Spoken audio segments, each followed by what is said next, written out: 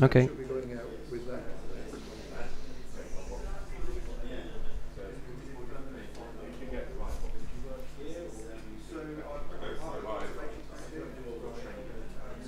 Ready? Okay. Hello, everybody. So I'm here at the Museum of Timekeeping Open Day. We've got a quite interesting pocket watch in front of us. So over here, you have to cast yourself back to the year 1911. We're on Robert Scott's expedition to the South Pole on the Terra Nova. They've got a lot of very high-end timekeeping equipment with them. Things like deck watches and chronometers to help them, know where they are. But actually, there's something that's a lot more sort of common or garden that Captain Scott has, which is almost one of the most important pieces of equipment he had. This here is a Jungens alarm watch. It's got an enamel dial with radium markers. Would have had more hands than it's got now. The hour and the second hand are missing. It's in a gunmetal case, and it's got this little boot string that he would have used to hold it to his jacket.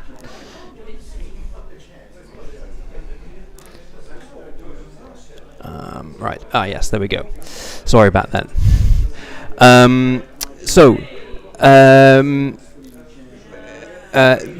This watch was used by Captain Scott to wake himself up at quite regular intervals. Due to the cold, you couldn't get a full night's sleep. You had to regularly wake up. I think it was every 2 hours in order to basically move around and make sure your extremities were warm enough. So it's not particularly high horology. It's a very normal watch that lots of normal people would have owned and used at home. So this is the original. We've got an almost identical copy in front of me just here. I'm just going to switch the camera across.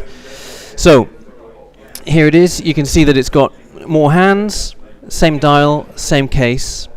One of the more unique features about this is actually the back of the case is designed to be opened regularly and easily. And you'll see that there's a couple of sort of dots on the bottom of the case here. Just going to switch camera again quickly. So this is designed so that you can put the watch down. If you can just move the camera down, Jim, for me. You can rest the watch on your side table, and it's up there, easy to spot, especially with the radium. You would have been able to see it at night. The radium naturally doesn't glow anymore, but it's just as radioactive as it used to be. I think before we get into it quickly, we're just going to do a quick demo to show what the radium looks like on a Geiger counter. We've got a very fun piece of equipment here. This is a German Geiger counter. Needs a little bit of tapping to get it to work properly. But what we can do is, if I tilt this up, you can just about see a needle there that's moving. As I bring the watch close, you should see the needle jumping. And what that is measuring is the radioactivity of the radium. If I take it away, the needle stops. Bring it back again. So radium is one of those things that's very common in watches of this time in the early half of the 20th century. It is dangerous if it's not respected properly. It's safe enough for us when it's behind this glass crystal. The thing that you have to be really careful of is the dust. The radiation itself is fairly low, but the real danger is if radium dust gets into your body, it stays there forever. That's the story of the Radium girls. They actually ingested a lot of radium, and that's what was so dangerous for them. So let's have a look at the way the watch works. So it's as I said, a Junghans caliber. This is the J12. It was produced in the 1910s, early 1910s. It's a 21-line pocket watch alarm caliber. You may have noticed that there's two push pieces here. So very common for pocket watches at this time to be rocking bar set. That's a type of keyless mechanism, and it means that you don't pull the crown out to set the time. You push this thumb piece in. So if I push and hold, twist the crown, you can see the hand moving forward and backwards there. When I let go, it goes back into winding mode, and you can hear it just ratcheting away there, I think. Something that's a bit interesting about this specific mechanism is it's got a second push piece, which is how you adjust the alarm hand. So if I push this in, you'll see it sort of pumps the alarm hand round, and if you do it gently, it wants to go 1 minute intervals, and if you push it a bit more, it does bigger jumps. Whether that's by design or just the way it is, I don't know. So it's quite a loud alarm, so what I think I will do before we look into it anymore is just set the alarm off so you can hear it, and I'm going to put it near to the microphone. So what I will do is pump the alarm hand round until it comes to the normal time.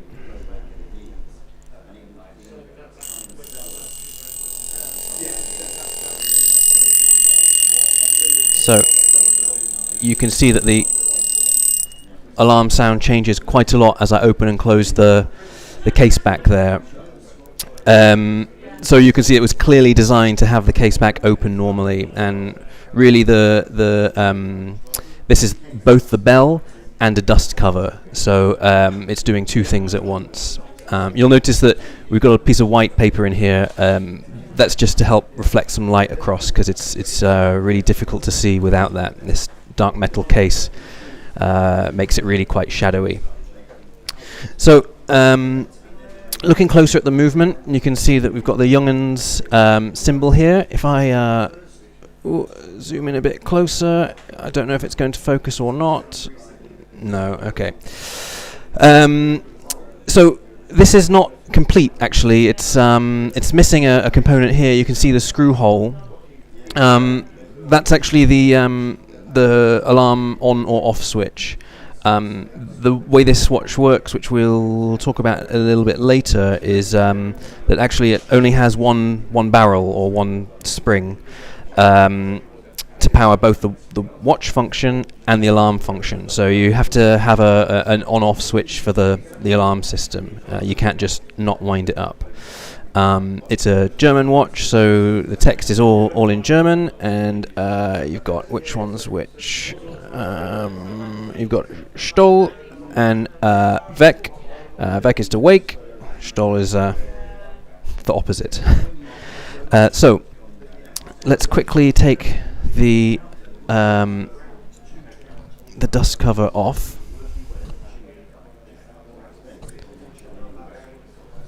Just got one screw holding it down at the moment. What I'll do is I'll just change to this so you can see what's going on. Whoop.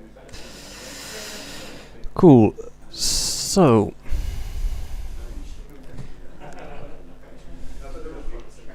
let's just go back to the detail camera while that's focusing in.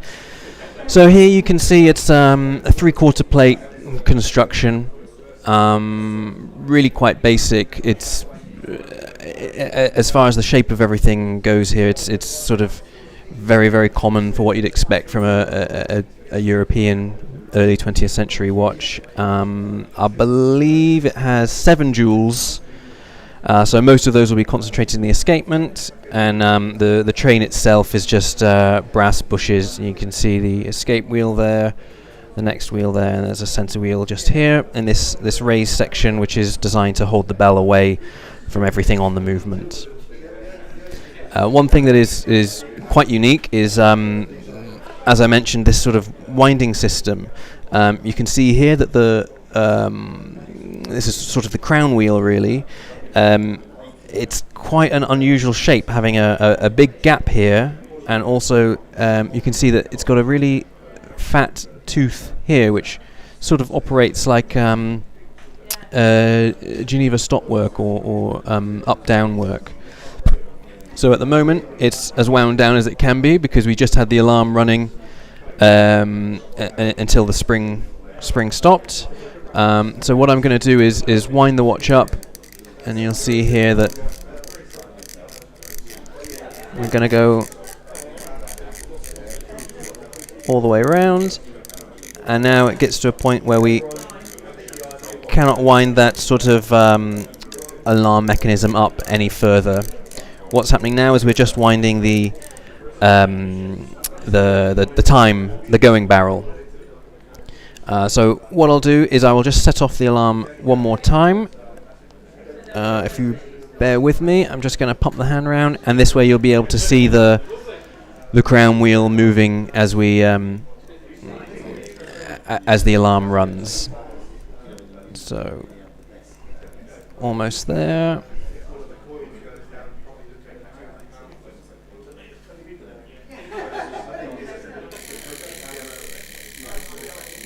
Cool.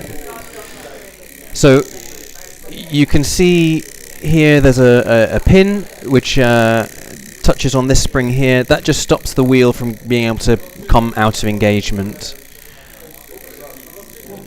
As it comes round, that sort of stop work engages again, and the alarm stops. So the next time we wind the watch up, it will start winding the alarm system again. So that missing lever that we were talking about earlier, you can see here the place where it's supposed to screw in, and there's a hole that goes straight down. That lever will go down there, and literally all it does is hold the hammer to stop the alarm from being able to move. So unfortunately I can't see it very well because of the lighting, but perhaps you can just see it sort of flicking away there. That's the alarm hammer, and you can just about see a little witness mark here on the bell where it hits over and over again. So the having a single winding system for both the alarm and the time is quite unique, and was naturally part of their marketing material. So we have a book here. Actually, I think if I bring it up onto the other camera, you can see some marketing material here that was produced by Young'uns in a watch catalogue that we've got. So here you can see that there's a single barrel, and it's not totally clear from this drawing, but you can see that there's actually two outlines on this wheel. That's for the great wheel, and for an additional wheel underneath. They're both using the same spring, and you can see that the time train here is on the sort of inside wheel, and the alarm train is on the outside wheel. So quite special. It's very common on alarm watches to have two crowns and two barrels. This is a good way of having a much larger barrel in relation to the size of the movement, which gives better timekeeping, longer going period, things like that. If you had two barrels in this movement, naturally they'd have to be half the size.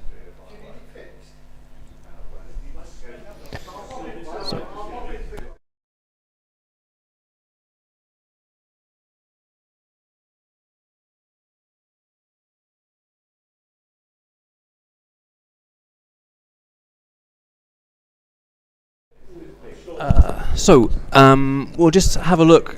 So I think that when this was discovered, there was some question about whether it's the real article or not. But we've got some photos which will show.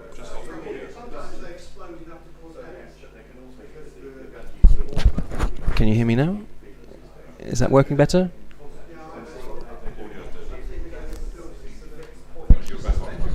It's working out? Okay, sorry about that, everybody. So when this watch was discovered, there was some conjecture, as you'd expect, about whether it is really Captain Scott's watch. But from some photographs, which we're about to show now, you can see actually it's very, very likely that it is the real thing. So this has a bootlace attached to it. We've got a safety pin here, and you can see this is a picture of Captain Scott, and in the background you can see two watches.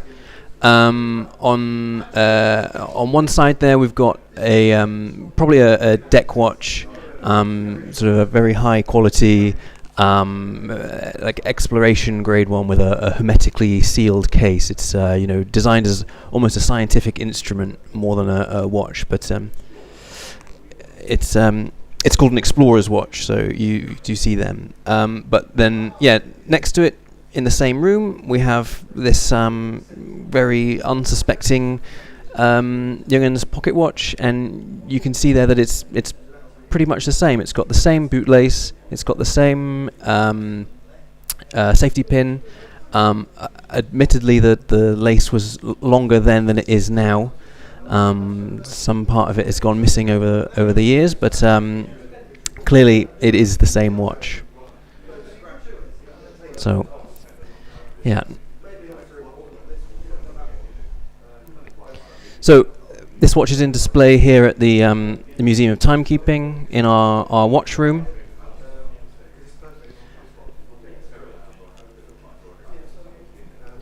Along with several other kind of interesting watches from over the years, as well as watches focused on navigation and more of that sort of exploration story.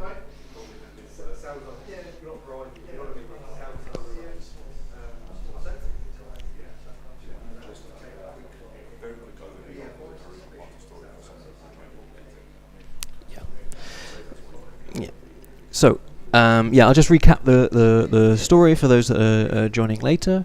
So what you're seeing on your screen in front of you is a Jungen's gunmetal cased pocket watch, enamel dial with radium markers, and this watch was worn by Captain Robert Scott on his exploration to the South Pole. This is not part of his sort of navigation suite of instruments. This was, we suspect, just a personal possession, but it was almost one of the most important watches or pieces of equipment that he had. It's a loud alarm watch that he used to ensure that he woke up every 2 hours through the night. That was to make sure that he was able to move around, basically, because if you didn't move often enough, your extremities would get very cold indeed, and there was a very high risk of frostbite or worse. So we have here the original Captain Scott's watch, and what we've been looking at, if I flip the camera, is an identical model that we're able to sort of handle and inspect. So maybe what I'll do is just one last time put the bell back on, and we can hear it run one final time.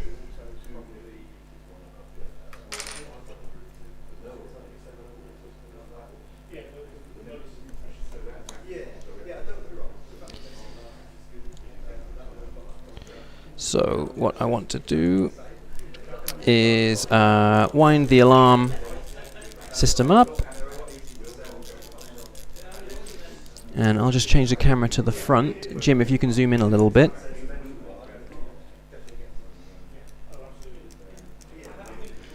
So what I'm doing here is setting the alarm time. Let's switch back here so that you can see what's going on, and so it's just about to go off. You can see the alarm and the hour hand are almost lined up down there at the 6 o'clock, and then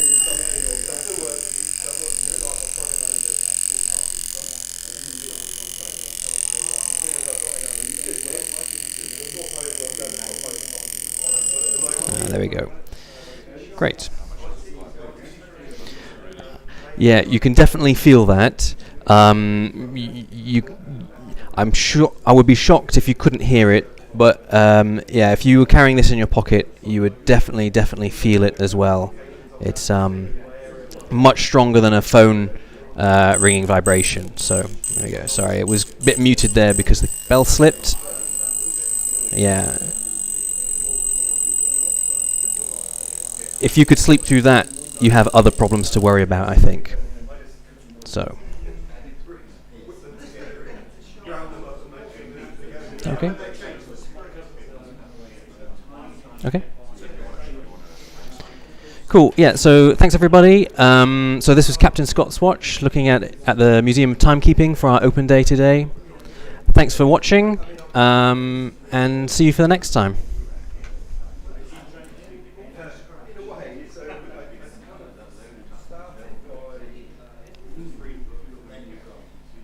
Was that okay?